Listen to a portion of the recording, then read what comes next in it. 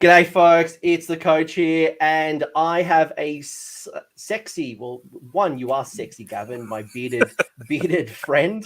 But two, I've got a really interesting topic that I want to talk to you about.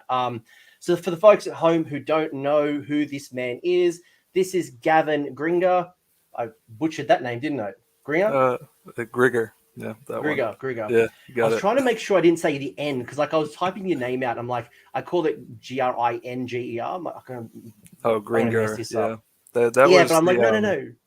The world's captain did that to you. He put it out on Twitter as Gavin Grigar. So that was my introduction into Twitter. Was being tagged by Mr. Jeremy Vestieri as Gavin Grigar. So it's your Hispanic counterpart in Mexico, like El Gavin. But more importantly, if people don't know Gavin, he's on the channel 6 months ago, funnily enough, talking about Cities of Sigmar and living cities, ironically, because 6 months later, this gentleman would go on and win the Las Vegas Open 2022, like 180 players. You went 5-0 during the 5 rounds, and then they went into like a knockout final, and you had won the 3 games, obviously, going up against a whole bunch of cool cats, including Levi, who you might have seen on the channel talking zombies. But Gavin, co-host of Harumbe's Heroes, I want to talk to you about your hero's journey. So less about Living City, because I think, you exploited some great rules. You played really well. But I don't think that's important. I don't think the rule set is important. And you played your ass off. I watched you in the final. I was keeping on track. I had all my little kitty cats at the tournament kind of giving updates and telling me what was going on. Since there was no stream from Frontline Gaming, please, next year, let's get a stream happening. Although I don't care. I'm coming next year. Like, it doesn't matter. But I want to know what it takes to be a tournament player. And I say this because there are a lot of people who are going to watch this stream and they will either have never been to a tournament. I was literally only talking to somebody yesterday about getting into the competitive scene, and, there's a bit of concern and, I don't know if I'm ready, or like, I don't want to go to a tournament. And there's this idea that, we're all going to be running dragons and fulminators like yourself, but it's not the case. Not everyone is doing what you did. No, I'm all tongue in cheek, but more importantly, there's a lot of players who go to tournaments and they might go 1-4, 2-3, 3-2, and they want to get into the top brackets. They want a podium. One of their goals is to win a major event, to be best in faction. They want to be the greatest sons player. They want to be the best daughters player, whatever their aspirations are. And I know for a fact that you didn't just rock up to the LVO. You had practiced deliberately. There's a whole bunch of great things that I've picked up from you from Harumbe's Heroes. You were on a Goonhammer blog. You've kind of discussed these things with me in the past. So I want to get into your head. How's that sound? Yes, that sounds great, dude. And I appreciate you calling me sexy, man. I appreciate that. I don't hear that one every day. So Gareth in the chat's telling us that it's I thought it was a Sigmar show, but it's the sexiest beard show. Oh, there you go. Funnily enough, in the UK, there's a gentleman called Tom Morsley who was talking about, like, how we used to call people who brought like hard list beardy, and he wanted the term beardy come back. I'm like, yeah, man, I want to be. I will lean into that. I'm like, yeah, man, I will take all the filth because I got to be beardy. Excellent, yeah. Is there anything that you want to add to this introduction? I know I just gave you like this massive like monologue. No, so good, man. I appreciate all the shout outs. You fit in like more than the acceptable amount, like 4 or 5 times. I appreciate that. And then the kind of piggybacking off what you're saying about the new tournament players is the easiest way is just do it. I think that'd be my advice. You can kind of readjust your expectations and then what it takes to meet those expectations after you've kind of taken the plunge and played it first. But to get into it, you just got to go. Just do it. Go hang out. And then that's the easiest way to catch the Warhammer bug that I've found is just going there, meeting all the people, because the people are what keeps you coming back. So that's my advice to new players. My advice has always been is realign your expectations. Go in there with an expectation of meeting 5 cool people, having 5 good games, do as well as you possibly can, but don't worry and put the pressure on about trying to podium and, do really well. obviously if you come from like a historical background of playing, 40K or Warhammer Fantasy and you've got some experience, maybe that's a little bit differently, but go in, learn, and then build up over time. That's kind of been my goal. But for most people, they just want to play with their war dollies for 2 days and have a good game and have some beers. And yeah, you'll face some tough lists. NPE is not really a thing. Like you'll fight some really tough lists, but it's all legal. It's just hard games that you'll learn, you'll grow, and the meta adapts. It wasn't long ago that Suns were NPE. Now we're talking about, long strikes and dragons. And, a couple of months later, we'll be talking about something else. Like the cycle continues. We all live in the sun and then we all crash down to the bottom at some point. Yeah, agreed. It's all everything's cyclical for sure.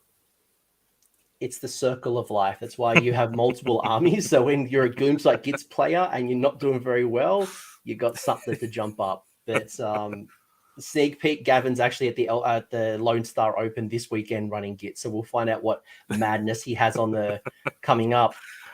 Yeah.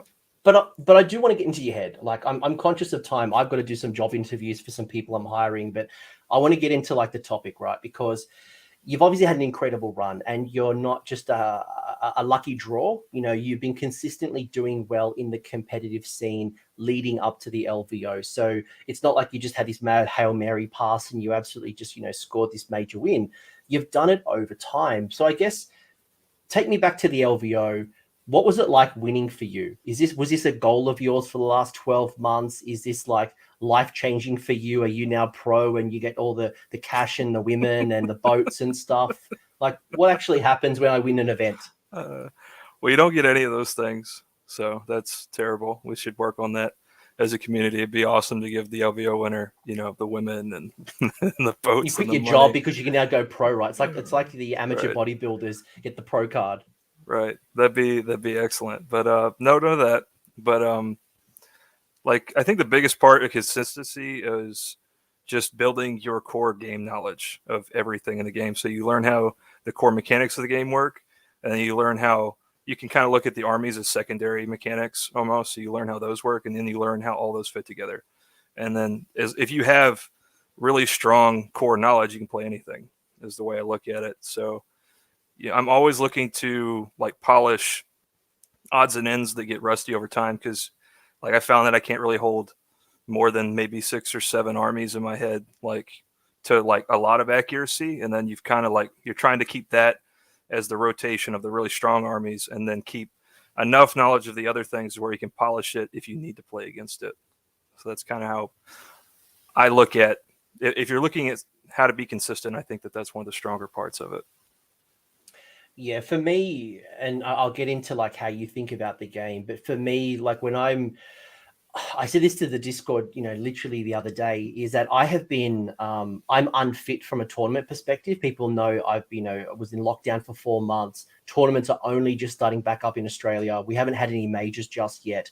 And, we're kind of on this cusp, but mentally I've committed to myself that I'm going to attend the LVO 2023. Ideally, my goal is to go to the Warhammer Open Dallas as well, or Austin, sorry. So assuming the dates work out when they announce them, I want to sneak over this year, ideally.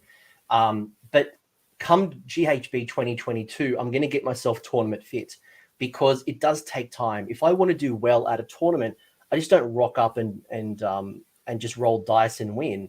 There's a lot of practice that goes in, as you said, deliberate practice in your own army, deliberate practice to understand the meta and what's going on. And I think for me, one of the big things is just getting experience and exposure, so that when you get to the tournament, you're not practicing your deployment at the tournament.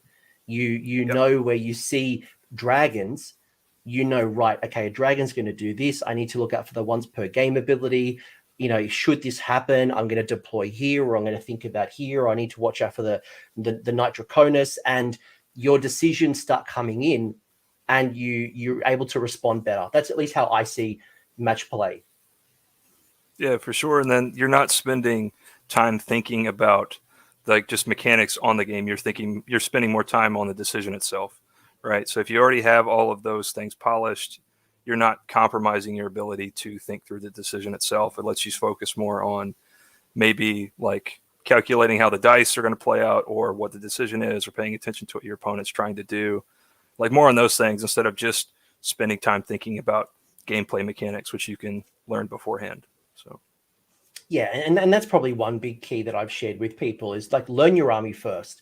You know, a lot of people will come to me like, oh, I'm going to my tournament in a few months' time. You know, how do I handle sons? How do I handle this? How do I handle that? I said, how well do you know your army first? Actually, learn your army first. Understand the types of movement, what happens when you go first, when you go second, what's the average damage output that you can expect against certain kind of hordes and high armor save, and, you know, ignore rend, and, you know, get an understanding of that first, and then you've got a better response, because at the end of the day, you play traditionally 5 games at a GT. You can worry about Zinch and what's it called? Legion of the First Prince, and you can worry about what Khorne's going to do, and you can worry about every single army, but you may not get matched up with them. Yeah, for sure. You almost draw like similarities to chess, if you would, where if you're trying to learn what a knight does on the table as you get to the table, like you're just not going to be able to play competitively with someone who's like at the upper end of like competitive play for the game. Like there's so much more than the knight moves in an L. Like, and the knight can threaten X space with this movement and has control of this part of the board when you get it there because of these reasons. And there's so much more happening around just the core mechanics of what the piece does. So you really need to know what those core mechanics are before you get to the table, in my opinion. So 100%. And to John's point that we'll get to a little bit later, you know, practicing deployment is something that is incredibly important. There's been times where I have had a night at the games club and all we've done is practice deployment in turn 1. Like you literally just practice and see what happens. You play out turn 1, you re-rack, you try something else, you re-rack, because often games are won and lost purely on the way you deploy. And, you know, once you deploy poorly, it can be very difficult to come back if you've made a really wrong decision. So, you know, Tabletop Simulator is great for that too. If you don't have that games club and you can literally just play with yourself, like deploy, make some base movements, see what happens. But I 100% agree. I don't know how you feel and what you do, but for me, I highly recommend people practicing deliberate deployment. Yeah, big agree. But yeah, and John's a friend of mine actually. He just went to Columbus Brewhouse and went 4-1 with his Deepkin. And he's a wizard on Deepkin. And I've played him on TTS a couple times before. And that's one of the things he's really keen on is his deployment. So I agree with him for sure. And the sentiments that you echoed as well. Yeah, because again, like, you know, for me, the tournament is just the payoff of practice. So I want to get into like how you get tournament fit. You know, I think about this as like, you know, preparing for a major run or like a fitness competition or, you know, a sporting event. You got to practice. So take me back a little bit. What got you into competitive Warhammer? Like, was the motivation to be, you know, have the biggest grapefruits in Age of Sigmar and, you know, beyond the content creator circuit, or like what was your beginnings? No, none of that. I've always had stuff in my life to kind of like to hold me over competitively. Like it was sports in high school, and then like towards the end of high school, I played Halo 3 a lot, like an unhealthy amount. And then I transitioned from that to League of Legends. Same thing. Anything I ever do, like competition wise, it's like I'm in or I'm out. Like that's my 2 speeds. Like I don't have a medium healthy speed. So I usually like just get halfway decent at things because I'm obsessive. And then I was kind of looking for something after I spent a little bit of time in the Marines over here in the American military, and then got out of that after 4 years, was kind of looking for something to do, and just stumbled my way into a Games Workshop down the road. And I was like, because I played it when I was little, and I remember it being pretty fun, but it was probably like 11. I was probably like 11 or 12, and when I started playing again, I was like 24, 25. So there's a sizable gap of not playing, and then I picked up 40K because it's the popular game. Got a little bit into that, figured out what tournaments was, then started going to those. Got pretty good at those, but then I found when I got to top tables in 40K, there, at least at the time, there was kind of a culture of if you didn't have like encyclopedic knowledge of your opponent's army, like there was like, it was almost fair play to like fudge the rules. So I wasn't really like a big fan of that atmosphere. I didn't like it. So it kind of turned me off of the game. And I was looking for something else, almost played 30K. And then just tried out an Age of Sigmar tournament instead. So, and then as soon as I played it, I was hooked, had a ton of fun. The people around locally where I play are some of the best people you can meet. And yeah, it's kind of just been full steam ahead since then. There's a little bit of low when everybody locked down in 2020, but as soon as tournaments came back around, I was all the way in. I was not out, I was in. I was on that speed, so. But, I think when on Harambe's Heroes, you'd mentioned that there's a couple of things you're good in life, and Age of Sigmar was definitely one of those.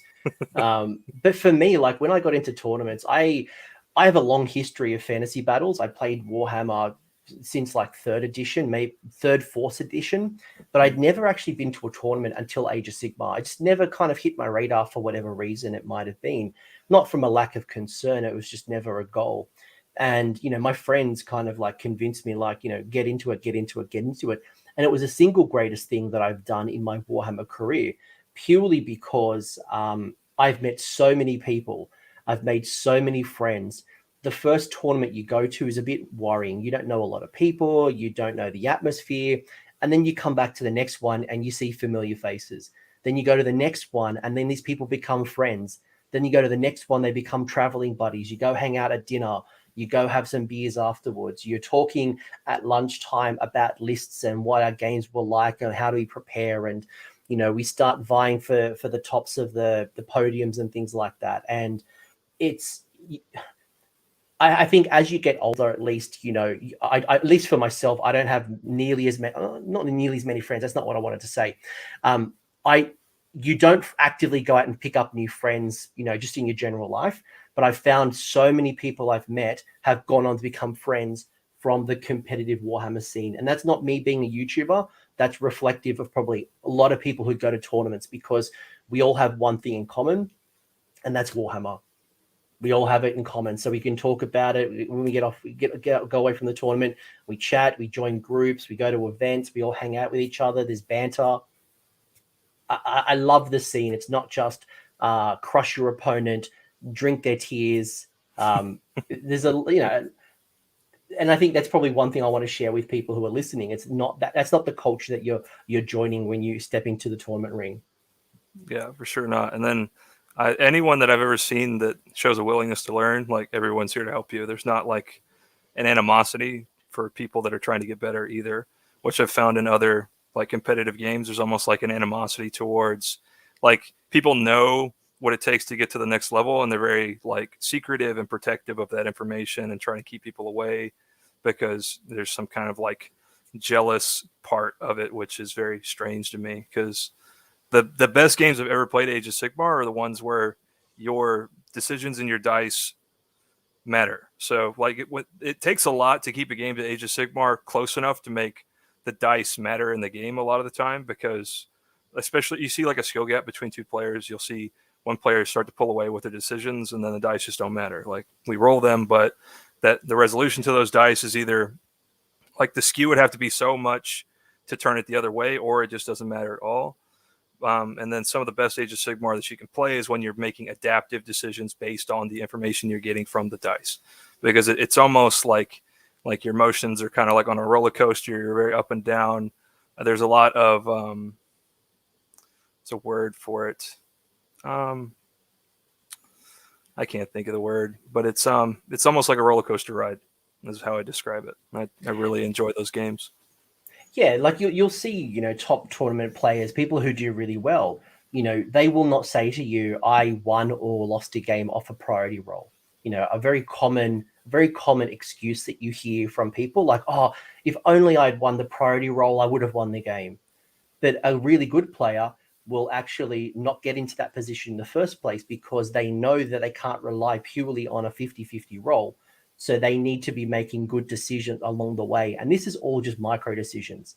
It's about probability of like what you can expect from your dice, and adapting when things go well and things don't go well. It's about purely And it's probably why I really enjoy the counter style. I'm very much like a counter attack player. I don't like going first. I like responding to my opponent and anticipating and manipulating over time. Otherwise, I just like run forward like as an Iron Jaws player and just like execute a plan, which is not my style. Right. You're just trying to leverage your pieces against your opponent's pieces and like present them with tough decisions a lot of the time. Because like the more you can force tough decisions, the more likely it is that your opponent's going to make a mistake. So counterpunch style is very effective for that, I think. And to Gareth's point, yes, technically a priority roll is in 50-50 when you consider the person who went first gets to extra priority. It's like 57.6%, I think. I've done the math. Don't make numbers on me on a Friday. Like, come on. The spirit of like I can't rely on a dice roll. Like that's the concept here. But let's talk about actually like preparing, because I'm going to get tournament fit. I want to do really well at an upcoming tournament. It could be a major event like an LVO or an Adepticon or some big 200 player event, or it could just be my local 50 player event or something that's a lot smaller to me, like whatever it might be. Like, how do you prepare for a tournament? Like, take me back to whether it was LVO or maybe one of the bigger events. Obviously, like, you've come off LVO and you're going into Lone Star, so there's not a big gap there. But how do you prepare for a tournament? Like, what are the things that you do? How do you practice? Like, let's break this down a little bit. Okay, sure. I found that like I've traveled a lot to tournaments over the past like 6 months or so. So I don't need to play a lot of games to stay like fit for as far as mechanics over the table. What I do a lot of the time is I'm always looking at like what the meta is, like what the popular things are, what people are kind of gravitating towards, because you need tools to deal with the popular armies, because like if you play against those armies, which you're more likely to, you have to have the tools to deal with them, or you're just not going to be able to be successful in those games. Like when Giants were at the top of the heap, and they're still very good now, but when everybody was playing them and they were considered the best army in the game, you had to have the ability to kill a giant in a turn, or you just weren't going to be able to beat giants on a lot of the missions that you need to beat them on. So that is very open-ended. You can fit a lot of different armies into the slot of I need to kill a giant in a turn, but it needs to have that ability. And like that's just one example of like taking an approach to what you think the meta is going to be and kind of applying it to your list building. So like for LVO, it was dragons.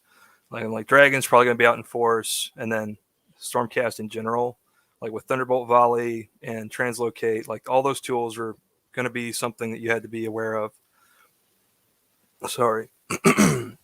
When you're looking at your list building conceptually. So like for LVO specifically, Living City really fit that bill because you can hide most of your power off the board, so no one can translocate you and Thunderbolt Volley you, which also applies for giants or dragons double moving and getting in your deployment zone and killing you. And then like coincidentally, when they expose their damage, you can come off any board edge and project your power into what you need to. So that was kind of the choice of sub-faction or faction behind LVO. And then like almost every, like I don't always want to take like the most competitive thing I can find in the game. But like when I took Beast of Chaos to New Orleans, it was a very similar approach to list building. I wanted tools to deal with what I thought was very good at the time.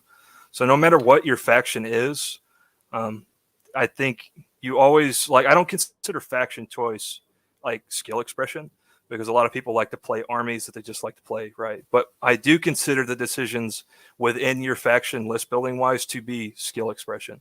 So no matter what you play, you need to be aware of what is in the meta and like what tools you need to deal with what's in the meta, in my opinion.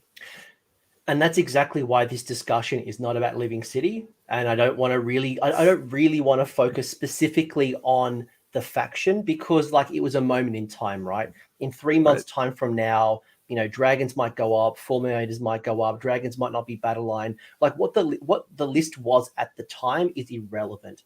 For me, it's the path and it's the things that you did along the way.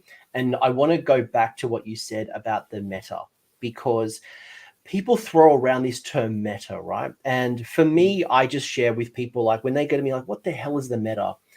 I just explain that it's the local environment. It's when you go to a local game store, there is a meta there. It's the people who congregate and you can play on a Thursday night. Then you might go into something like more of a state-based meta. What's happening, at your local major tournaments. And then you've got some global and international, or so global and national type metas, right? Australia's a little bit different to England's a little bit different to America. And then at a global level, there is a meta where there's like a top 5 or a top 6 or a top 4 armies that are going to consistently do well, no matter which country you're in. So, there's been plenty of people that I've talked to. They're like, well, there's no one in my community who plays Lumineth. Everyone plays Skaven and they play a lot of goblins, and it's a horde meta. But then when you chunk it up a little bit, the meta can kind of completely shift. So the question I want to ask you, Gav, is how do you go about understanding the meta? Because you've obviously picked up the meta well in LVO. I would have expected way more Lumineth, and I was probably a bit surprised by how many Stormcast. I knew they'd be popular. I didn't think there'd be that many Stormcast. So what do you do to kind of learn the meta? So specifically the Honest Wargamer, like pretty popular channel and resource for Sigmar. He does a lot of stat breakdowns, has a document that you can open up, play around with, and like analyze a lot of statistical data. Not all of it's great, but there's definitely a lot of value packed in his document.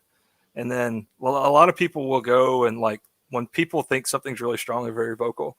So I try to extract value from chatter on social media. It's not always there, but like at the very least, you can look at what people think is strong. Like even if it's not the strongest thing, like there's a lot of things that I don't think are the strongest thing. Like when Giants were considered the strongest thing, I didn't think they were that strong an army because it was a very simple solution to their tools, but everyone else thought it was really strong. So like if the majority of people think it's really strong and decide to take the army, you have to have the tools to deal with it, right? So and in that way, it's kind of an expression of power within the giant book that they are strong enough to force you to bring the tools that are necessary to beat that army.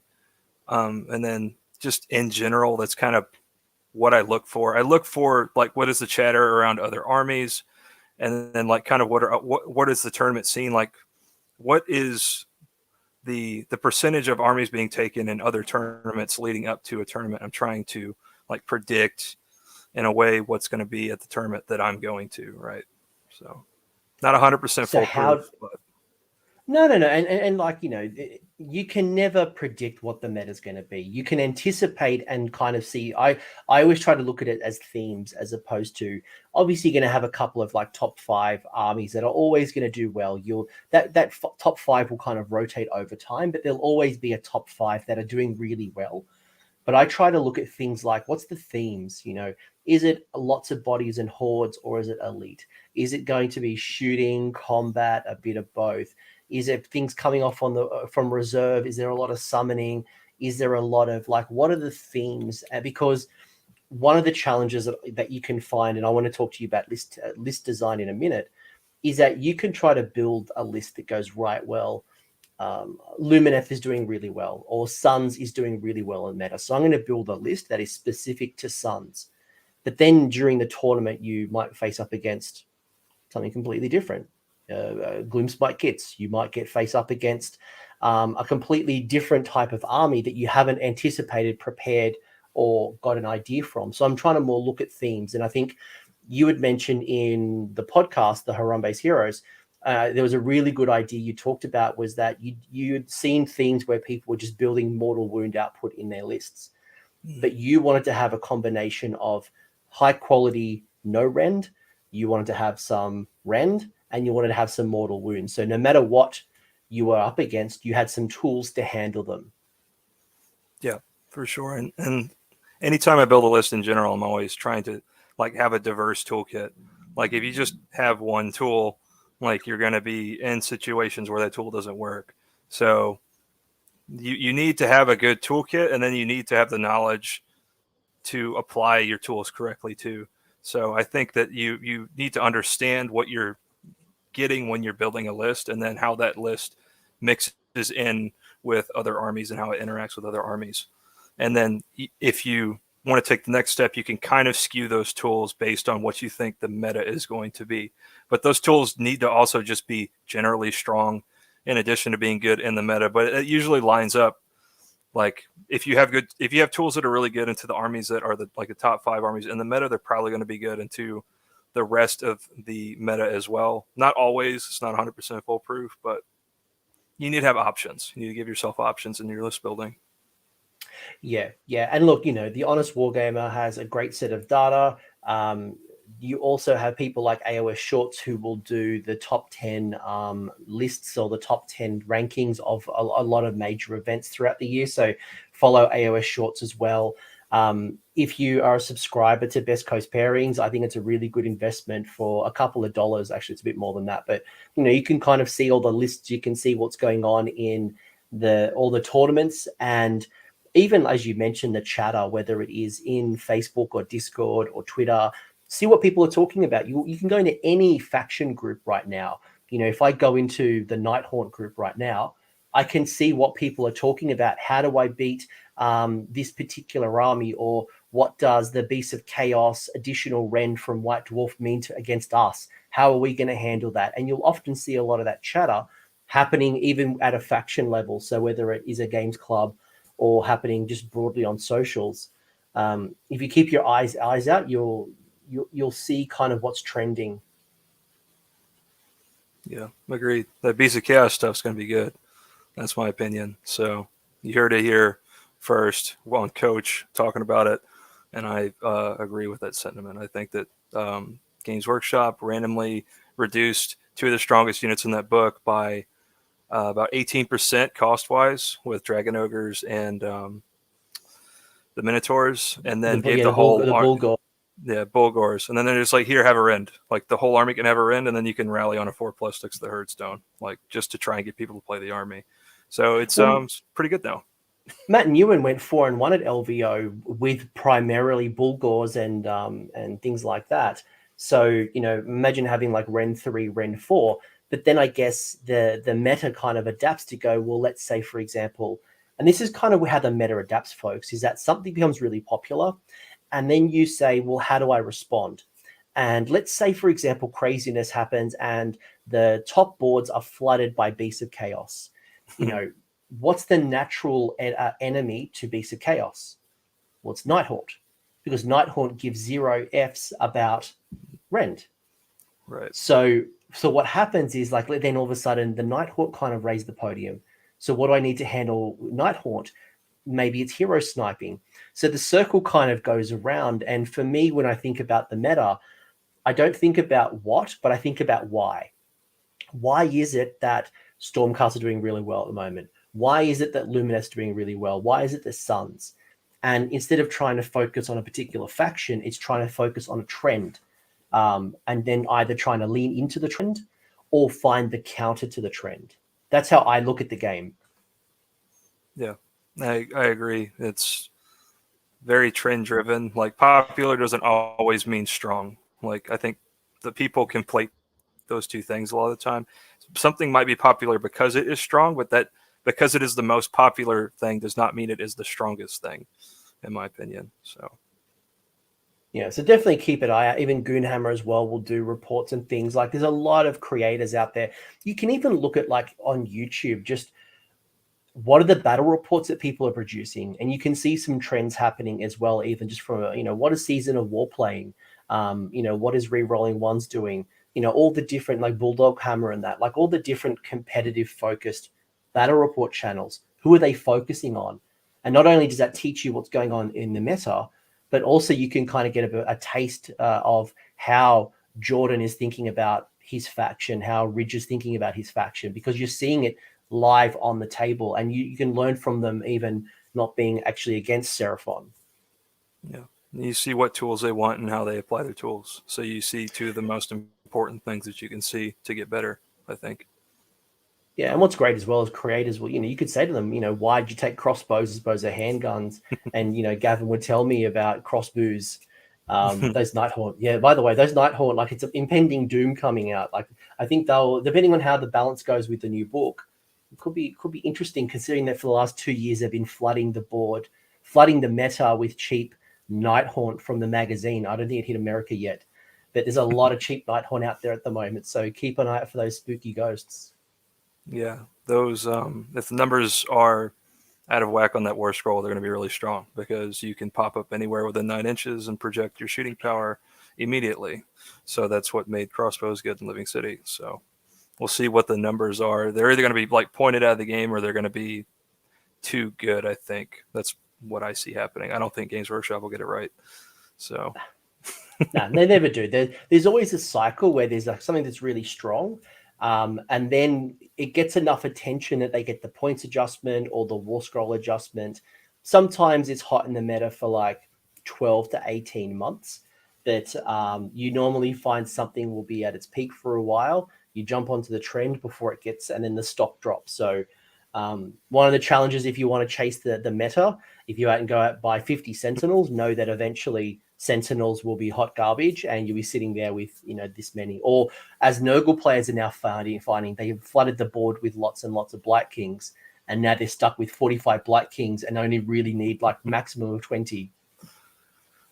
Yeah, for sure. I would suggest diversifying your toolkit and not buying a whole army of anything. 11 dragons comes to mind. It just don't do it. Yep. Maybe just sprinkle in things. That would be my recommendation.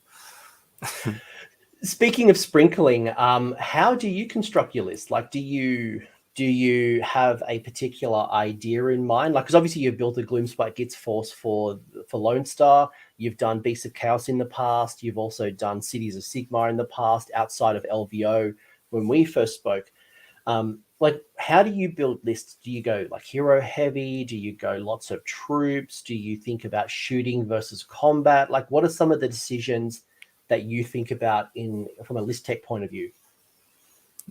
Usually I start when I look at a book, and I buy every book because I'm obsessive and completely healthy as a human being. But I go through a book, and like you'll find that there's a few strong core concepts in the book, and that's might be related to artifacts, it might be related to your spell lore, or maybe your war scrolls, or etc. Command traits, anything, right?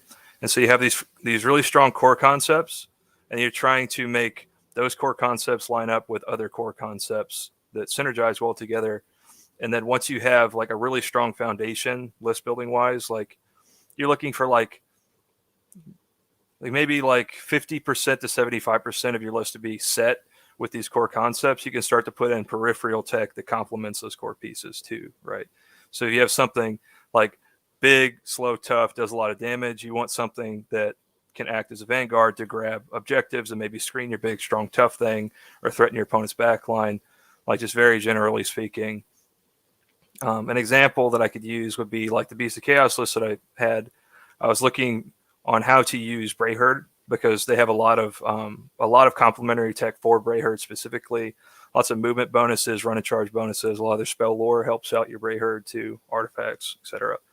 And then, so I found the Zangors have the keyword. So they get all those bonuses that everyone, loves talking about for Gores and Ungores about how uncompetitive they are. Well, that keyword is on Zangors too. So you can take a good version of those models, and then those models really complement wizard selection, which also winds up being one of the stronger points in the Beast of Chaos book. Like their spell lore is very strong. So, and you have a lot of cheap wizards to use as spell lore, and then those wizards interact with the banners on the Zangors for your mortal wound projection from range, because their banners count up the number of friendly wizards that you have, and then you pick an enemy unit, you roll a dice based on how many wizards are close to your units, and you do X amount of mortal wounds to the enemy.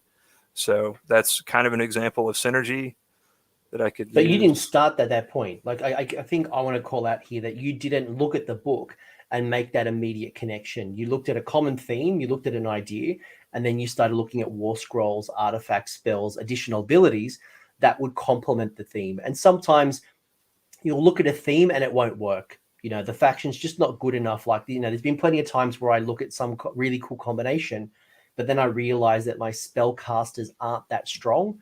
And then when I hit the wall of Lumineth, Zinj, Seraphon, whatever it might be, I can't rely on those spells consistently, so I'll ditch the concept. So you start exploring your book over time, and you start hunting down what else works. Yeah, the most tragic trap I've ever found is the Reapers of Vengeance Scarbrand trap. It's so tragic. You're like, oh, I can have +3 attacks and I can fight twice, and then you realize that Scarbrand's going to get Thunderbolt volleyed on turn 1. You're just like, oh, okay, well, I guess it doesn't work. But just keep it in your back pocket. Maybe the meta will evolve into a point where it becomes melee focused, and that will work, right? It's like, just because a concept doesn't work at the time doesn't mean it's has no value. Like, you just, and even the exercise itself, I find, has a lot of value of being able, like, the more you look and try and find like the themes and like currents of power running through a book, like, the better you get at finding them, right? So like, even if you find things that don't work, like, it's still like almost as important of an exercise as deployment, like you'd said before. So yeah, and like, you'll see that people will persist over time. I remember when I've played some really off meta lists, and I'll get to the table and people will go, what does your army do? Because they haven't seen this faction for a while. Like, it's probably been a long time since people have played up against like 4 Bloodthirsters. And like, what does that, that 6-inch pile-in do? And if you don't have, like, people have heard creators and their friends talk about those top 5, top 6. We know to look out for Marathi and the Bow Snakes. We know they're going to double shoot. We know this, chip wounds. We know what Gotrek does now. We kind of all know the paths. But when you start going up against the Bloodthirsters, with the Fleshhounds, and you've got the Totem Man and all that, all of a sudden it makes decisions a lot harder, and you kind of make your opponent think about the way you respond. And if you've practiced really well, you can really get the best out of it. And we've already seen through 3rd edition how many people have podiumed top 5, top 10, top 3 with off meta lists. So you don't have to play the top 5 to win. We've seen so many people win with, I think, all the factions. I think there's very few factions that haven't at least had a podium. Yeah, it kind of goes back to, like, if you can make your opponent spend time thinking about like gameplay mechanics, you force them to spend more of their energy thinking about something that isn't good decision making or analyzing your decisions, right? They're thinking about your concept, like they're thinking about your mechanics instead of like the move that you're trying to make, or they don't understand the move that you're trying to make because they don't understand the mechanics of your army, and then they make the wrong move. Like, if they move within 3 of that Bloodthirster, like, well, I'm not charging it, I'm not getting into combat, I'm just going to screen you. And then you're like, well, I have a 6-inch pile-in, so like, you can put them there, but I'm going to pile into you and get priority on my damage anyways, right? So do you think, good question, do you think that we're going to see a meta shift into the hordes? I think we're on the cusp that it could come back soon. I think coherency and some other rules are holding it back a little. But I think, we're starting to see people realizing at minimum they need more bodies, they need chaff, they need some horde, but maybe not as crazy as like 200, 100 goblins on the table. Do you have any thoughts on horde? That's my man Levon too in the chat too. And congratulations again on LVO and everything that came with it. But yeah, and I don't necessarily horde means large model counts either. I think we're probably trending towards like a wound density meta. And how you derive that wound density could be with models that have lots of wounds, such as Beasts of Chaos, like Soulblight Gravelords, which is a horde, like, because they have lots of wounds that have a 6-up ward, and then also have the ability to come back at half strength and also regenerate. So there's a lot of innate toughness in that faction, but factions that derive toughness from wound density and the ability to like project toughness, because right now there's a lot of perceived damage in the meta. So if the damage gets to a certain point where like the answer is just to like roll for turn priority and hope that I get a double turn, well, then someone's going to look for a better answer to that question than I hope I get a double turn. So you're going to start to look for something that's more reliable than that. And I think that might wind up being like lots of wound density or toughness density based on like ward stacking with Fire Slayers, or maybe Deepkin with Forgotten Nightmares, or Nurgle, like you said. Lots of ways to get toughness in the game that people aren't really playing because they want to play damage, because damage is sexy. Like, taking your opponent's models off the board feels a lot better than taking the board and leveraging toughness, right? But players are going to play what's competitive. So I could definitely see it trending towards that. I dig it. And Levine will definitely get into this question, like what's the best advice for this wannabe champions? We'll definitely get to that one. We'll get to that one a bit later. Let's unpack the Christmas present first before we get into like the turkey roast. But yeah, like absolutely. I think it's thinking about and playing around. And I guess one thing I noticed, and I'm curious to hear your thoughts on this, is I noticed that players, when they try a concept, they'll quickly, if it doesn't work, they'll throw it away. They'll throw the concept away and they'll chop and change their list with every loss. And in some cases, that is the correct answer.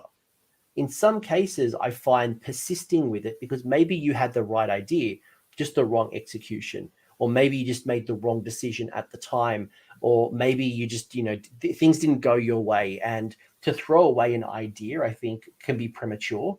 So I guess my question to you is, at what point do you know an idea isn't working, or how often would you chop and change your list as you explore this tournament list?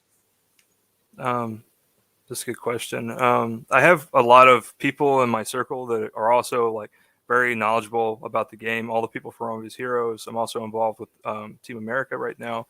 They're all excellent players. So having those other perspectives to bounce your ideas off of maybe gives you like shine some light on things that you don't see. Maybe it's in your blind spot, and they just offer their perspective, and you find that, and that maybe causes some readjustment of your list building. But also, like, the most telling thing that you're going to find on whether or not something should be in the list is if you're teching to very specifically do things. Like if you put a unit in your army to kill a giant, don't roll dice, do the math.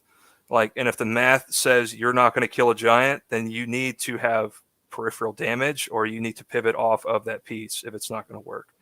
Like that. And I think a lot of people, like, when you practice a lot, or you're just taking your information from rolling dice, like dice can lie to you. So believe it or not. And you should really also understand the math deeply if you want to be very competitive, and then also have a lot of redundancy built into your math. So you have very stable math in your army, because when you're on those top tables, you don't want to be gambling. Like, if you can help it, you want to be able to make very informed decisions and be confident that those decisions are going to play out how they're going to play out, especially in the way that you want them to. Right. So let's unpack two things there. First off, how do you understand the damage potential, for example, of, can I pull down a Mega Gargant without actually being on the table? Like, what is it that you particularly do to understand that? So when you take however you're doing that damage, right, you just take the max amount of damage that unit's going to produce, and that's your damage potential, right? So Fulminator's damage potential is 84, because you have 20 attacks that do 3 damage each, 60 damage. Then you have 12 more damage or 12 more attacks that do 2 damage each, 24 damage, 60 plus 24 is 84. And then you analyze how many breakpoints are in that damage track, right? So you have to roll to hit, you have to roll a wound, and then you have to hope that your opponent fails to save, right? So the failing to save part is pretty good on Fulminators because it's -2 rend, and that's very functional in the meta right now, because there's lots of things that are stuck on a 4+ save. So even if they use +1, still 5+, still very functional at that point. And then in my list, I had built them into Hunters of the Heartland, so I could always all-out attack. So I can always be on a 2+ to hit, as long as it didn't drive into any debuffs. And then I built my list to be at 1960, so I was really skewing for the Triumph too. So that first initial point of damage, that's the most important part of damage, I can always have +1 to wound. And as long as it didn't drive into debuffs, I have 2+, 2+, and then with -2 rend, and it's very reliable into most of the things I want to take down. It's just one example, but I try to look at that no matter what I'm building conceptually. So, and the cool thing as well is you don't have to be the Rain Man like Gavin and just knows his numbers like that. There are cool online calculators. That's what I thought you were going to tell me, as opposed to dropping a maths degree on us. There's plenty of online tools that will show you the statistical breakdown to say, right, well, I enter the hit characteristic, the wound characteristic, the rend characteristic, what I'm up against. I can see the damage output, and you can spend, an afternoon or a couple of hours and go, right, well, this is my base profile. What happens if I give it +1 to hit, or I can give it +1 attack? Is it worth spending the command point? And you can see the probability charts when you start going from like a 3 up to a 2 up. Often the yield isn't really as high as going from a 4 to a 3. So where you use your resources, for example, you can play around with it and understand that goes, right, well, in this turn, when I get 2 CP, or let's say, for example, I'm given the top of the turn and I have 1 less CP, or I lose my general, or I don't get the heroic leadership to get my extra CP, I've got a better decision tree to go, right, well, I know that, giving them +1 to hit in shooting is nice to have, but I know that my priority commands are these 2 or these 3. And then anything else extra is nice to have. Yeah. And then you also start to see the other side of the coin too, and like how you would derive toughness. So playing with those application points. So if you can debuff your opponent's hit or your opponent's wound, or have a high enough save to stop damage at that point too, or a ward save, you start to cut into that number too. So you start to understand like how much toughness you need to build into your unit for it to be worth it, in my opinion. So one other trap that, Gareth's calling out, and, I see it happens a lot as well, is people look at things like probability on maximum potential. So if I have my 30 troops with my 2 buffs on there and they do all these things, that, my maximum output is X. But, especially like when it comes to hordes and things like, larger units, what's the likelihood that all of those models are going to be in combat? Or, if they're on like a 32 mil base, like the old Reavers had, for example, only had 1 inch, then really you're only working statistically, not on the full potential of the unit, but rather maybe half of it or 3/4 of it. So I often find when people are using probability and looking at those calculators, they over expect what a unit can do because they're not thinking about the practicality on the table. I don't know if you found that as well, but I just find that people are like, oh, this, 30 witch elves buffed up, double knives on the charge can do, 90 attacks. Okay, well, will you get those 30 witch elves into combat when we're in, a meta right now where people are doing units of like 5? Probably not. Or the a sloppity biopiper stops your pylon and then stops a bunch of your damage getting in range. But yeah, I find that. And then, so if you're going to bet on damage, you need to, if you can, try to skew for like a 15 to 20% deviation in it going poorly. So if you can buffer your damage even before you get to that phase and just make it even more, because if you can get the number low enough, like you can make it to where it's almost like a yes or no decision because of the way probability works, right? But if it's close, like you need to understand it's a 50-50 roll. If it's very close, and you need to understand the implications that it has for your army and the impact that it's going to have down the game, and not just bet on a 50-50 roll. I'm going to get the 50-50 roll and it's going to go great. They're going to win turn priority and then I win the game. Like every one of those being a 50-50 roll, it gets half again as likely every time you do one of those. So likelihood, not great. Yeah. Ongoing, the cycle ongoing becomes really tough. That you don't need a maths degree to play Warhammer, folks. No. But I think what you're hearing here is that when you have deliberate practice in preparation for a tournament, you have a better understanding of what my army can do. What's the likelihood of my unit coming in from reserve and getting a charge immediately? And if if I need that for my strategy to kick off, well, then where is it in my book or within Endless Spells that allows me to get a boost or increase the chances of success to hit that charge from the side of the board?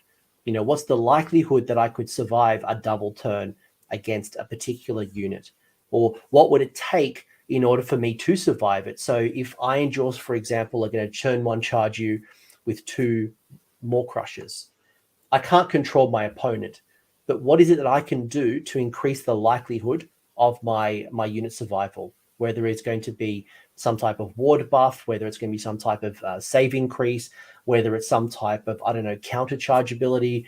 Is there, layers of screens that I could protect my Grave Guard with and have some zombies or some skeletons instead? So then the Grave Guard come in and punch you harder than you punch me. I think it's the questions that you ask yourself to understand what is they doing, why are they doing it, and then how can I respond? Yeah, you're trying to find your path to victory somewhere in there. So it's not always being aggressive. It's not always being conservative. It's trying to find the right decision based on the information that's in front of you.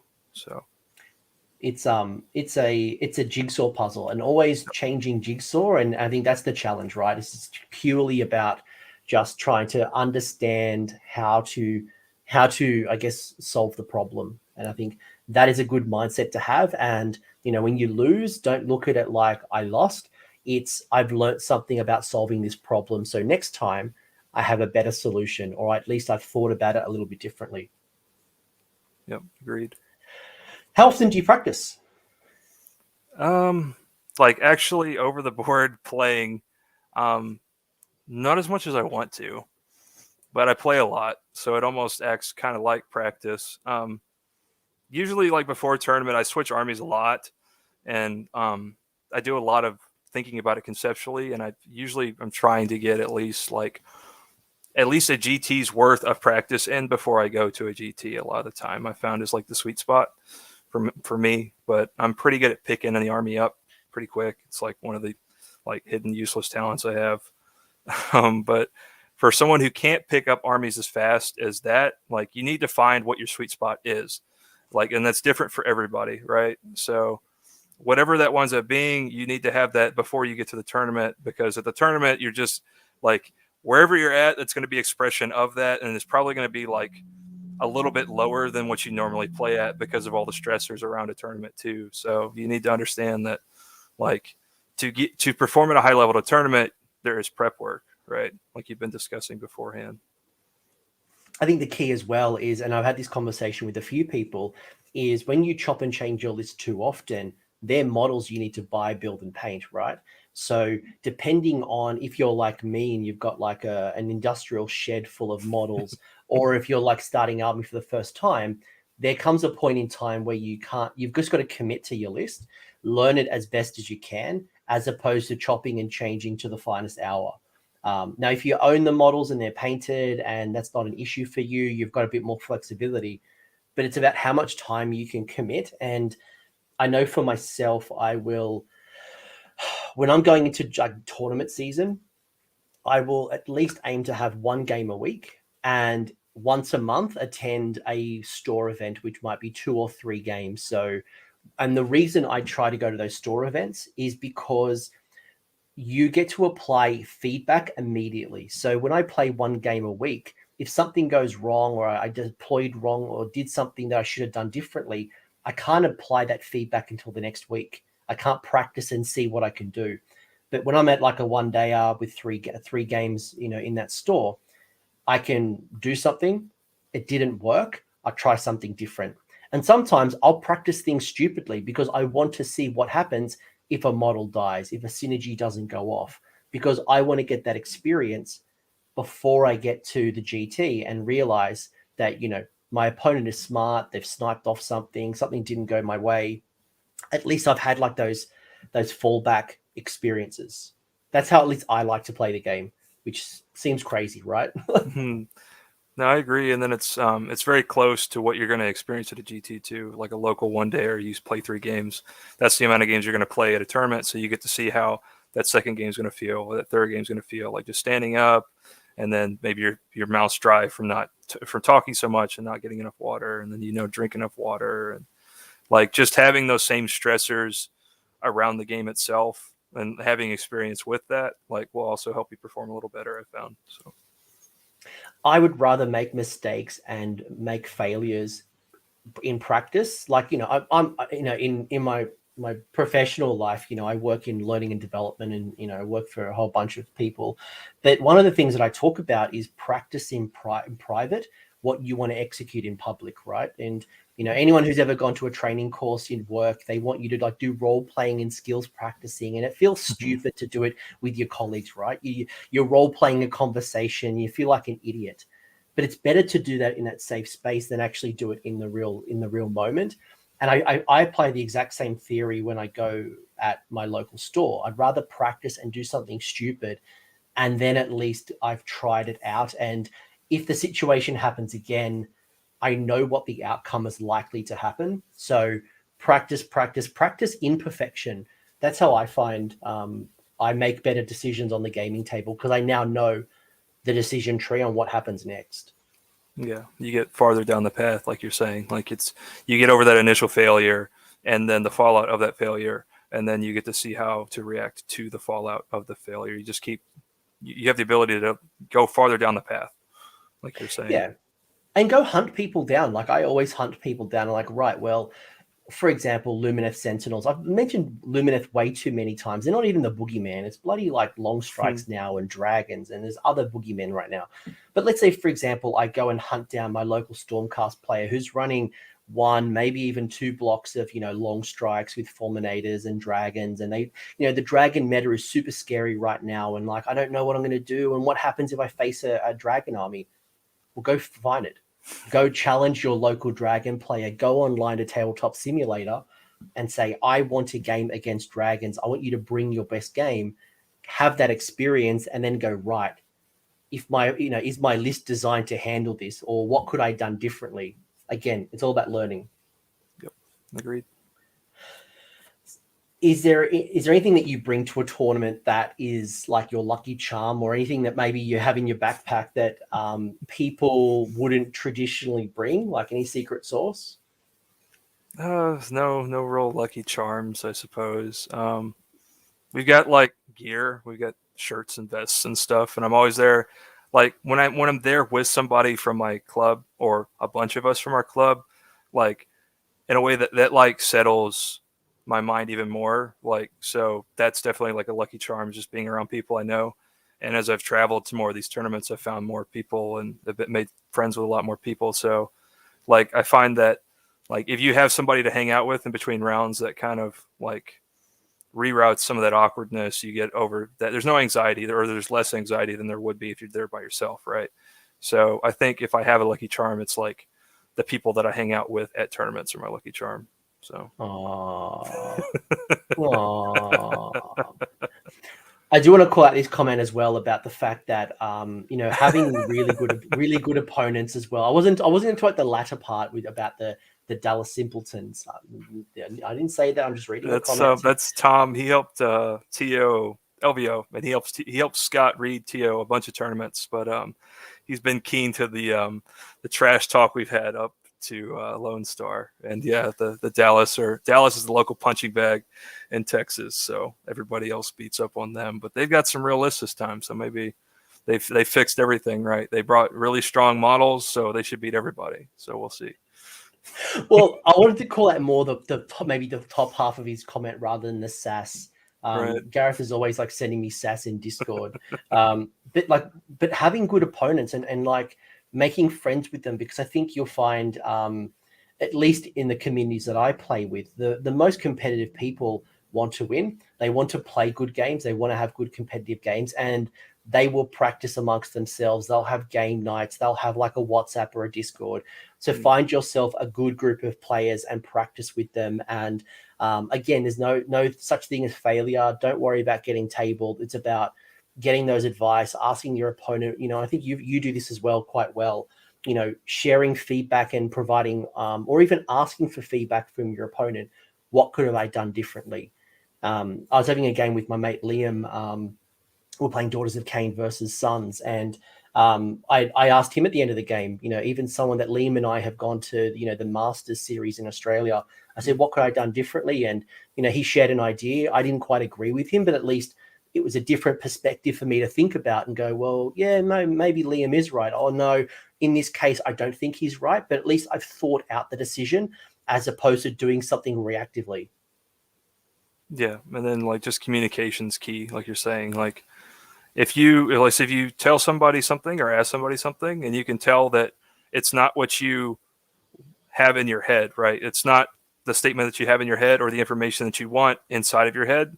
Like just have good communication skills to maybe reword the answer, or just be like, look, dude, I'm not super great at saying this, but like, just tell me what I did wrong and how to get better. And most people, that's very clear and very straightforward. And most people are like happy to help anybody. I've never really had anybody or seen anybody in the community ever tell somebody like, no, I'm not helping you. Like, it's a very helpful community with some of the best people that you can meet. In my experience, maybe there's people out there that aren't as nice, I guess, but I haven't found them. So no, most of them they want you to succeed after the game, right? So like, oh, maybe you should have thought about this, or I thought you brought in these units too early, or why did you summon here? I think you could have done it better here, and just simply asking you, is there something that I could have done better?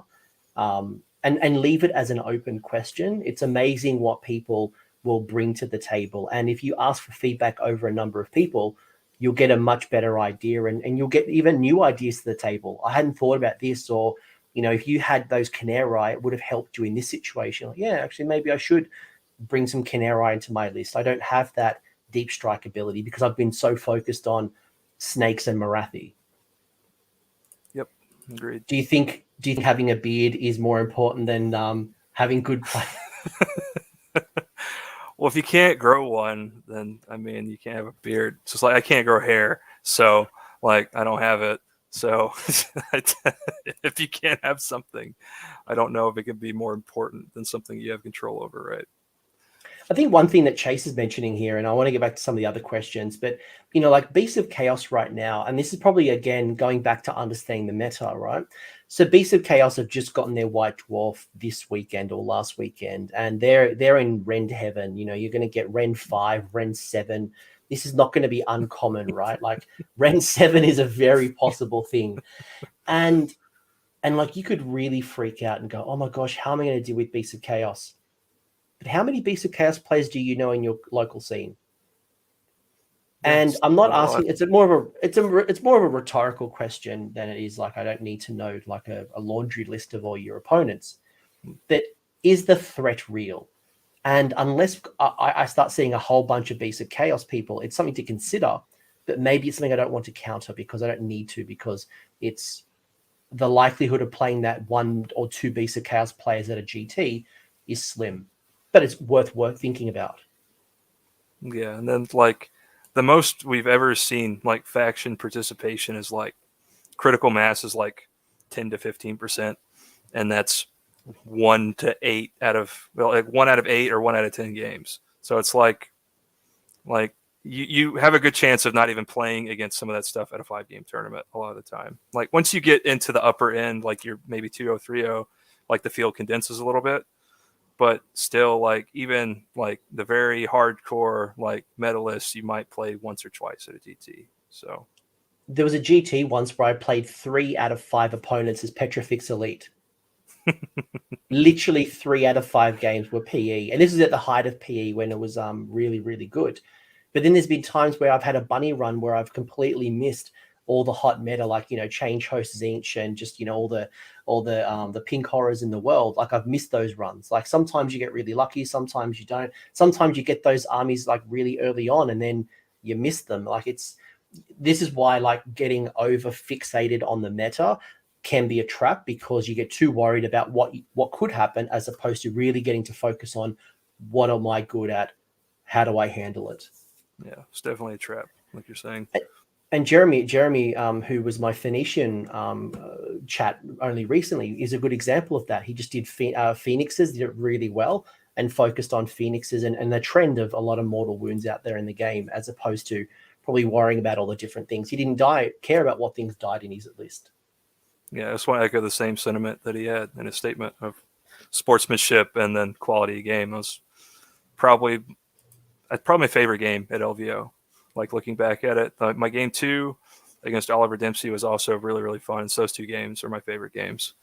And it was like everyone else was like, how is this list doing what it's doing? And I was like, I have an idea. Like I don't know everything, but I see more than what y'all see, because everybody was like kind of dismissing it and then dismissing the games he was winning up into a certain point, and then it almost demanded attention, which is really awesome to see.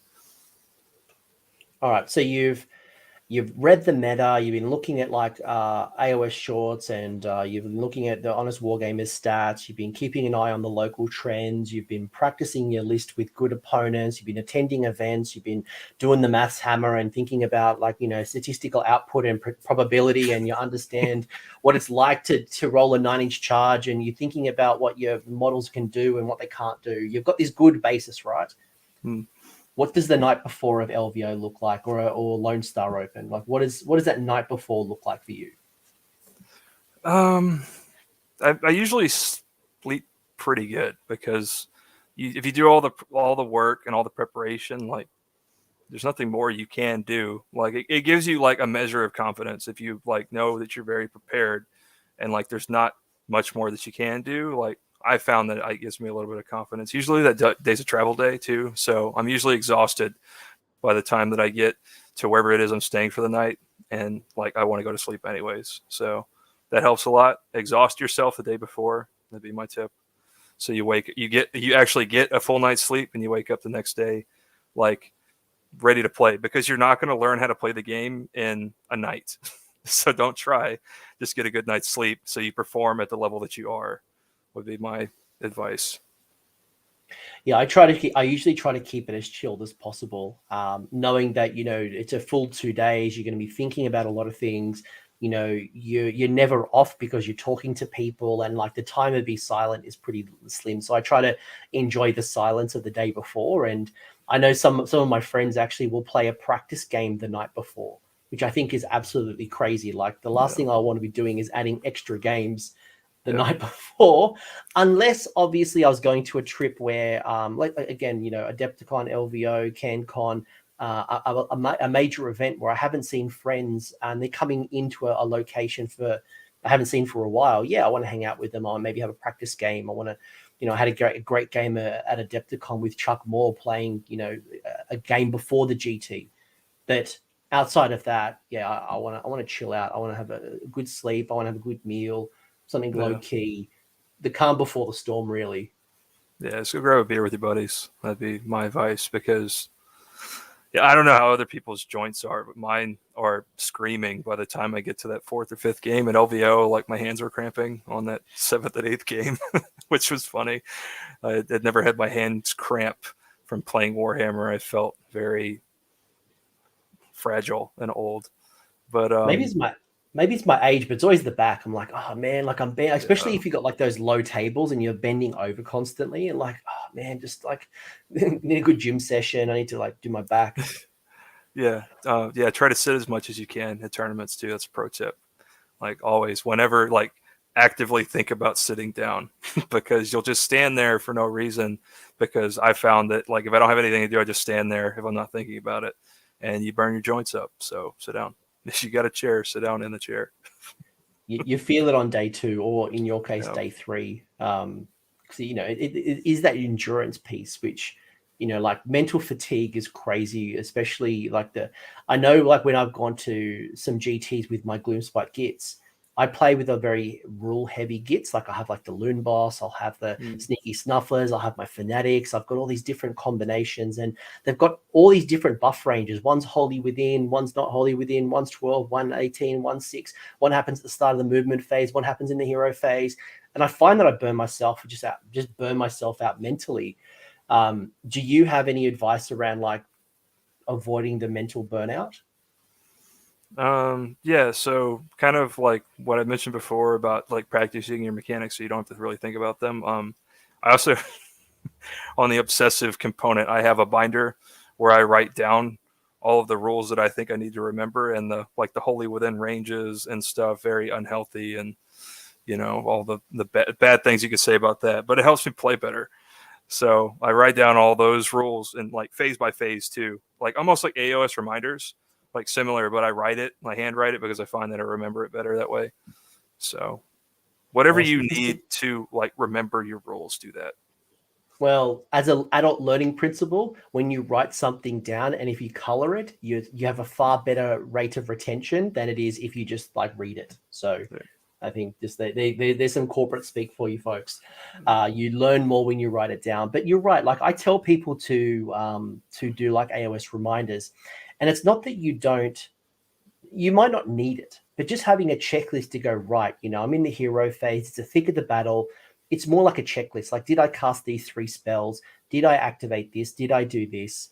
And it doesn't mean, you're not flicking back forth between battle time, especially like now we've got rules in White Dwarf, some rules in like supplements like Broken Realms or other supplements. You're not flicking between books trying to find rules. You've got something that's very clean. It's just easy to find. You can write on it. You can delete certain things. I think checklists are really, really helpful. And there's been times as well, like I'll print out like the missions and the deployment maps, and I'll draw up like ideal deployments to go, right, well, if the things, work well and there's no terrain that's, blocking it, this is how I like to deploy. This is how like I think about things. Yeah, agreed. I don't know how techless players do it. He knows like 25 spells or something. 3 lores, his 2 war scroll, and then 3 more. 23. Well, I guess you choose like those couple of spells that you always want to get off. There's obviously a big option, but you know that these are the 2 or 3 critical spells in the ideal situation. Yeah, there's a lot of good ones in that Lumineth book, like a lot that people don't use because the other ones are too good. but yeah, and like you have to, and then maybe if you're not good at retaining that, and you still want to be competitive in the time being, maybe pick an army like Giants where it doesn't have as much overhead, right? Like you have to know yourself as a player too. Like if you know that you don't do well, like with an army that's really, really heavy on overhead, then pick one that's not. Like there's competitive options all the way across the spectrum. So this at the end of the month, I'm actually going to my first GT in 3rd edition. Finally, my world has reopened, and I'm literally bringing Sons with Craggy. And part of it is because it's been such a long time and I haven't seen folks. I just want a chilled out weekend. Like, winning a 35 player tournament is like, it's not a big deal. I'd rather just hang out, have a laugh, have some jokes and something that's really low stress. And I also want to practice to see what it's like if, people like you creating the dragon meta and kind of highlighting how crazy it is. Well, if there's any copycats in my meta, I'm going to smash them in the face with Kragnos. I'm like, all right, let's go, boys. Let's go, boys, my global breaker. But again, it's a time for me to practice. So when I go to my major, I've at least had experience to go, right, well, the Craggy double gate breaker didn't quite work as well as I thought it would be because I faced these types of things. Or maybe I over-expected that there'd be too many dragons when really actually people haven't bought it because they don't want to pay for the cost is too high. Yeah, that Man Crusher is going to get picked on, dude. I've seen that story play out. I couldn't get less. But yeah, I'm sure you'll have a fun time. Kragnos with 3d6 Great Breakers is excellent. That's it. Yeah. But again, at least I've got the expectation that, look, I'm not going in for the ultra aggressive. I want to win the game. I'm going in for a laugh. So my expectations are kind of, pulled back. But if I wanted to win it, I'd really think about the meta. I'd think about what's coming. I'd think about what's likely to happen. And even look at the attendance list that I know, and I look at opponents to go, right, well, I see, X player has been doing really well prior to this event with Legion of the First Prince. So I need to watch them out. Can I handle Legion of the First Prince? So looking at, the attendance list as well can be really helpful. Yeah, agreed. I usually don't do that. We've got a local named Chris Creech. We call him Binder Man because he will go through every person on the roster, and then he writes notes based on everybody's list and army choice. And then if he plays you at the tournament, he flips open his binder. He flips to you, and he pulls out his notes. I've got a mate called Kieran who does the exact same thing on Facebook. I'll wake up and he'll have like an industrial amount of notes.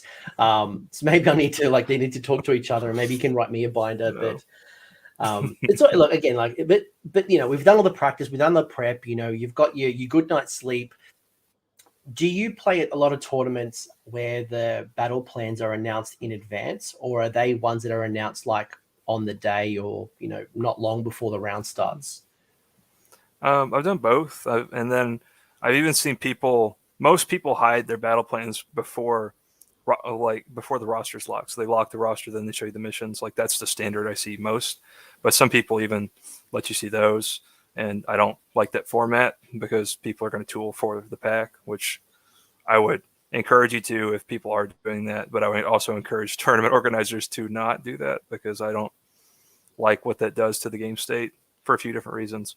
But then for the ones that you see day of, it's just kind of another stressor, right? So like in addition to your like opponent, like the opponent draw for the round, you also have to worry about mission draw too. So I think that all of those other concepts that we've talked about before, like being really up to date on like the core mechanics of your army, and then how at least, you know, a moderate amount of like the other factions of the game, knowing how those work, just gives you less overhead, so that you can focus more on the mission and the army that you have drawn and how those elements interact with yours. So play that out for me. So like if I'm going to a tournament and the battle plans are not announced, because some of them do draw them on the day. In Australia, for example, we always announce them when the lists are locked in. So we focus on players having their list 2 weeks before the event. Then the battle plans will be released so people know the 5 rounds that they'll be playing in. But for some of them, especially in some countries, it seems very common that list submission in advance isn't a thing, and they will announce the battle plans on the day. So how do you think about the matchup process where you might see a battle plan and you might see an opponent? Is there particular questions you ask your opponent? Are there particular things that you think about? Like, how do you mentally prepare each round? Or what advice would you give a person who's in that process? And so, like, I'm pretty good at tournaments. Like, you focus on what you can control, right? So before the pairing process is completed, like, there's nothing you can do. So, like, there's no point in, like, spinning yourself up and, like, spending a lot of effort thinking about all of the different permutations that could happen if you have no control over the process, right? So, like, just try to sit there, like, and try to, you know, stay calm, like, distract yourself with something. Then when pairings happen, then you go to your table and then you, like, ask your opponent to explain what their army does. Also ask them for their list too, especially if there hasn't been list submissions to vet those lists. I found a lot of people will make like list submission errors. Like maybe they have like their battle regiments or like the wrong units are in them, or they have the wrong regiments in general, or they have some like artifact errors from like, and then just clarify that before the game. Because if you get into the game and then you get to a point where it matters, then it becomes an issue. But like pre-game, everything's fine as long as everything's solved before the game starts, right? But I would really encourage tournament organizers to like do the things that you suggested, where like you're locking lists, you're vetting lists, and then like you want to give the pack. The latest I would ever give out a pack as a tournament organizer is you give out the entire pack before game one. Like, and I think that's a fine standard to have.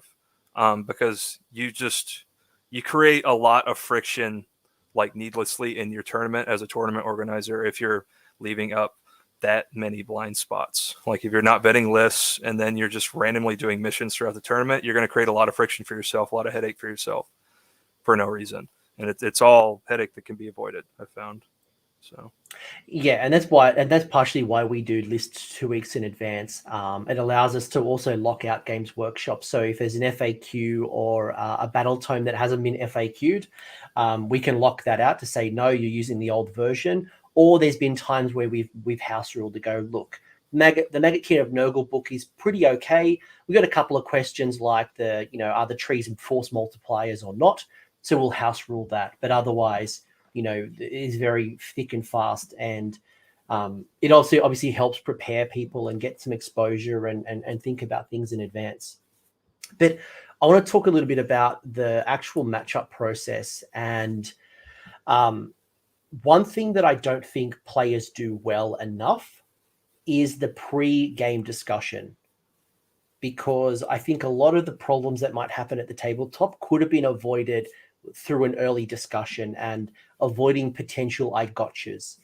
And I think part of it is the question and the conversation, right? Because for me, that first 5 to 10 minutes is important to build some rapport, to understand the type of game somebody has. If they're new to the game, if there's someone who wants intention declared, simple things like what happens if a dice rolls onto a piece of terrain and isn't flat? Do we both agree that we re-roll that dice, or like what is the format that we're going to play, and so that when we're in the thick of the battle, we're on the same page? I don't know how you see the game. That's certainly what I try to do, kind of set an expectation and try to understand my opponent. But how does that initial conversation work for you? And is there any particular questions or things that you want to know from your opponents? There's no I gotchas or feel bads. Yeah, I agree. So like pregame, you're trying to establish etiquette, like you're saying, like whatever the standard is. Like if you want a game without takebacks, it's fine. Like you're your opponent, and you have to be on the same page, because that's one of the worst feel bad mechanics that you can have in a game, is when you're like, okay, well, you can take it back, and then they don't reciprocate, and then it's just like, then you just kind of awkwardly stare at each other for the rest of the game, and it's terrible. You've ruined the experience for the outcome of the game, which is something that's one of the worst things you can do. I think like we're all spending a lot of money and time to go play these games, and there's not a lot of payoff. Like I can tell you, like I won LVO, like there's no payoff. Like so, we talked about that. Like there's literally like your life doesn't change. Like the best you often get is like a trophy and maybe like a start collecting box. Like I'm not paying bills with winning LVO or Adepticon. Like we're all just having fun. And all of the good change I've had in my life is like counterintuitive in that, like, because I like to think that I go out of my way to have really good etiquette in games, and like really form like good relationships at these tournaments. Like that's where all the changes come from in my life, is making all the friends that I've made at these tournaments, and then having the games that I've had at these tournaments. It's not the outcome of the tournaments. From my perspective, I know like it's fine, whatever. Don't believe me. I won LVO, it's fine. But that's the way. You hadn't mentioned that.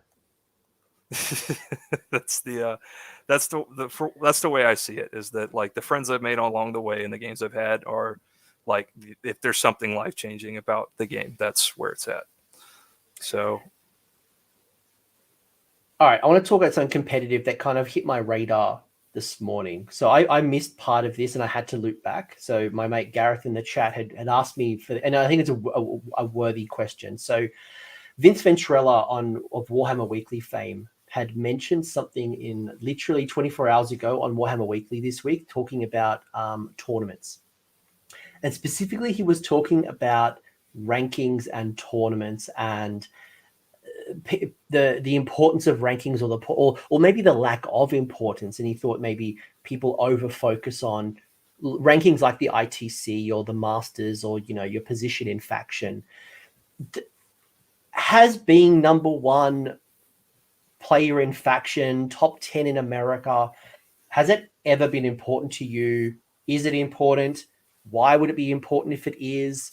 Because I don't agree with his statement, by the way. I'll put it out there right now. I think he was way overblown with his statement around, that rankings do matter. I think it's a great way to build a competitive scene.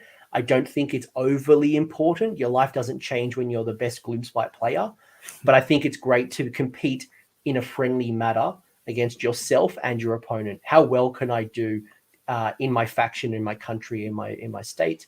And what can I do to myself, as opposed to I must be number one on the rankings, because there's no payoff.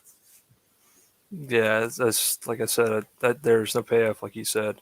I didn't even know what the rankings were until like my third GT win, and then someone told me about it, and I was like, oh, I guess that's pretty cool. There's a website that has a number by your name, and it's cool to make your name go up high, and then I guess it's pretty cool for your name to be at the top of the list, but it doesn't like really have any effect on your life.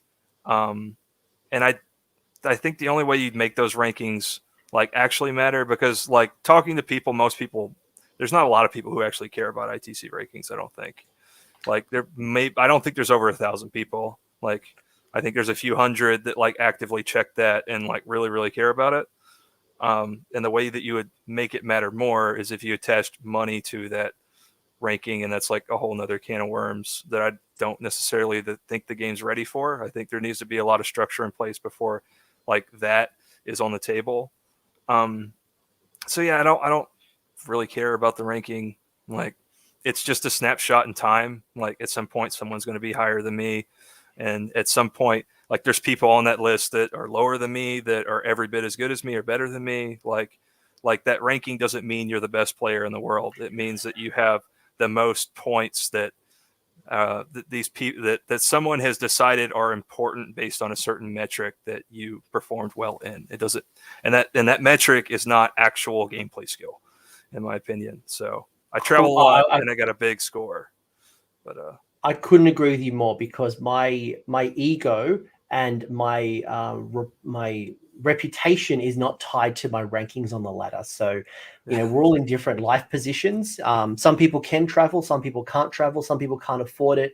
Some people have kids and they can't leave their kids over weekends. So to attend big events that provide big points for attending those events for the rankings, for some people, they can't do it. Does that mean they're not the best player in the world or the best player in their region?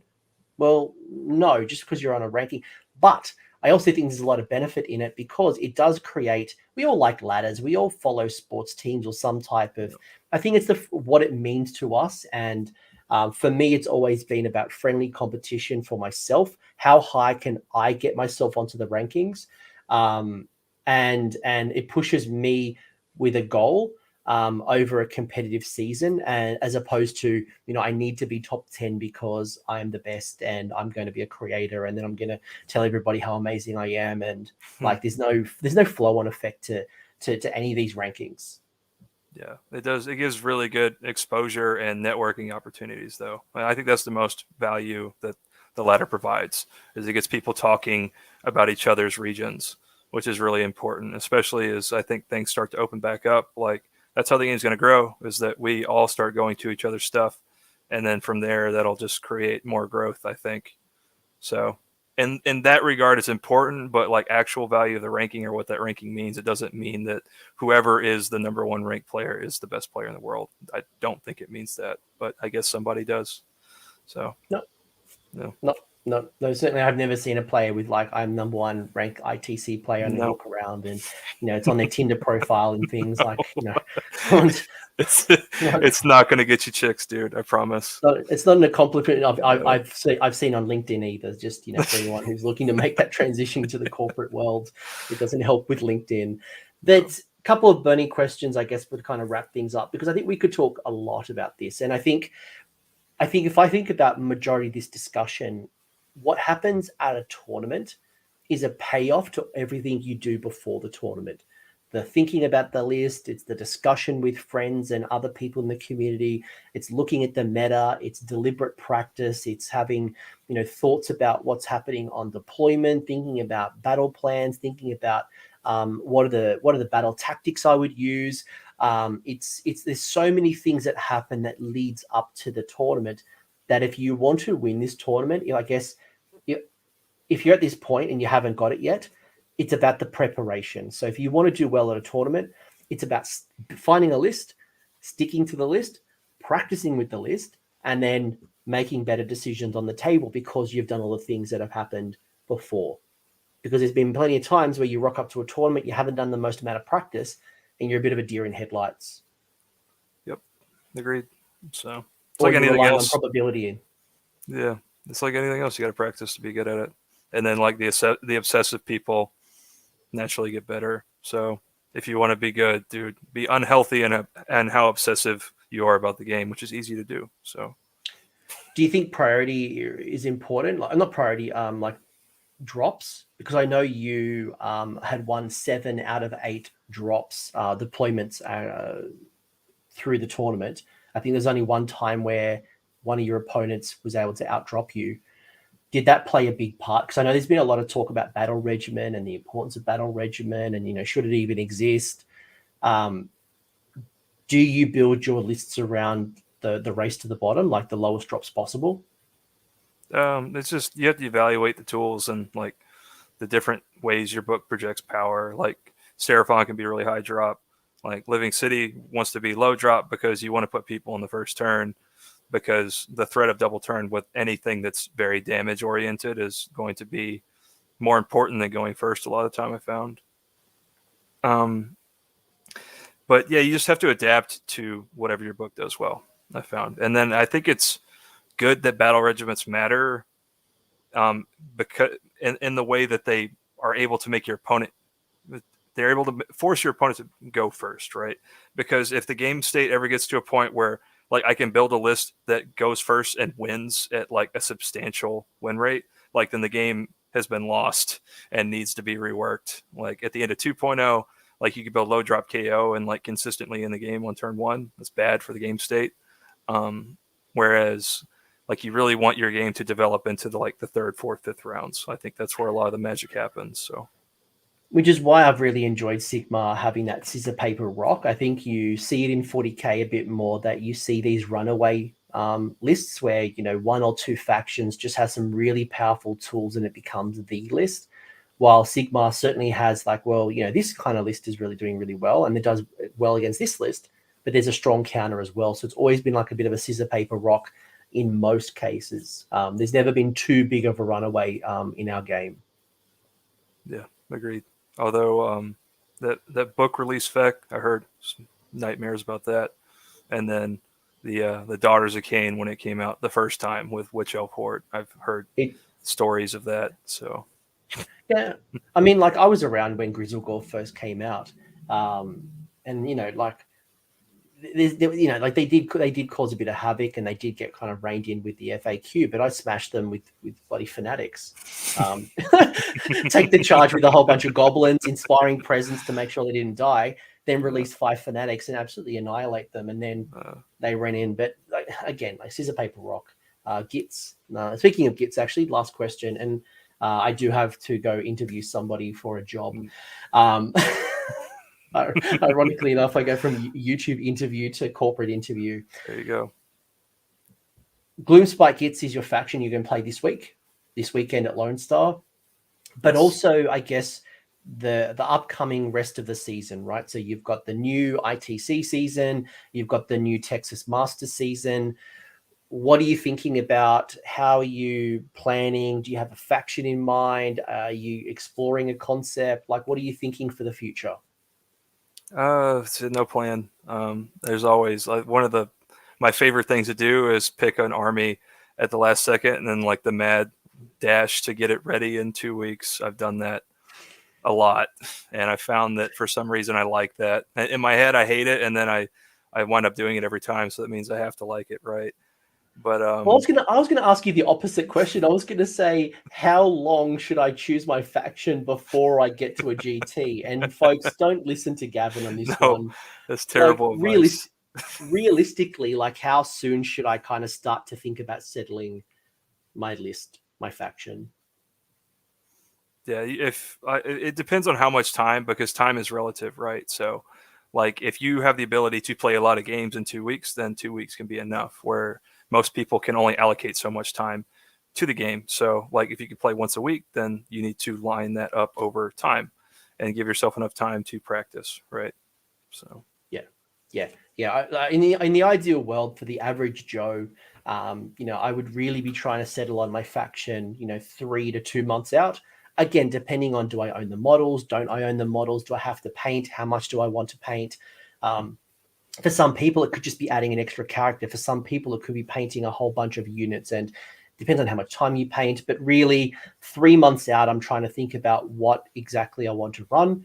By about 2 months out, I really want to kind of start settling, and I'm almost like 60, 70% kind of nailed, and I just need to settle. So then I practice, and, you know, really by about a month out at best, I've kind of settled on my list. So that's obviously the average, but, you know, depending on how long you've been playing a faction and the models you own and your financial and time situation, yeah, they can fluctuate. But don't leave it to the last minute to, like what I see people do, painting the night before, and, you know, you've had very little practice because you'll burn yourself out. I think that's probably what I've seen competitively.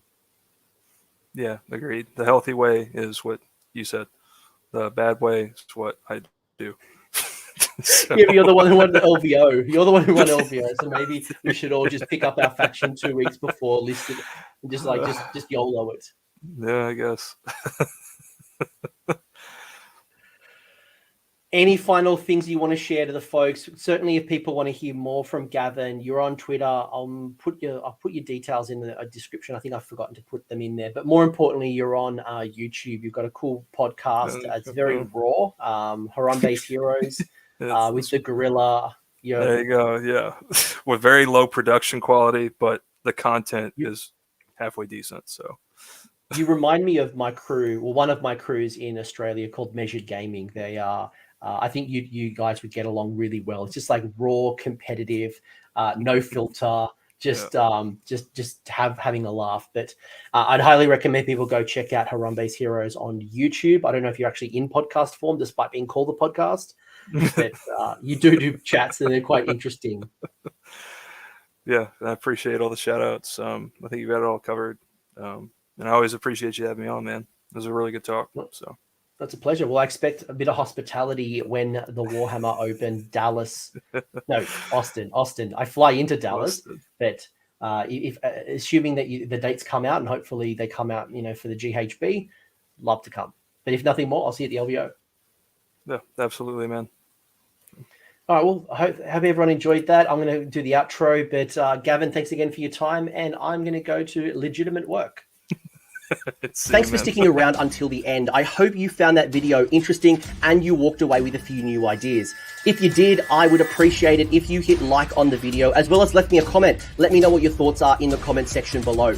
The conversation will continue over on Discord, so links down below in the episode description if you want to join the Discord and continue the Age of Sigmar conversation. I want to give a massive shout out as well to these absolute bloody legends, these champions who have continued to support me through Patreon or YouTube members. That is going directly into supporting the maintenance and the growth of this channel. So thank you very much, guys. Much appreciated. And until next time, roll more sixes.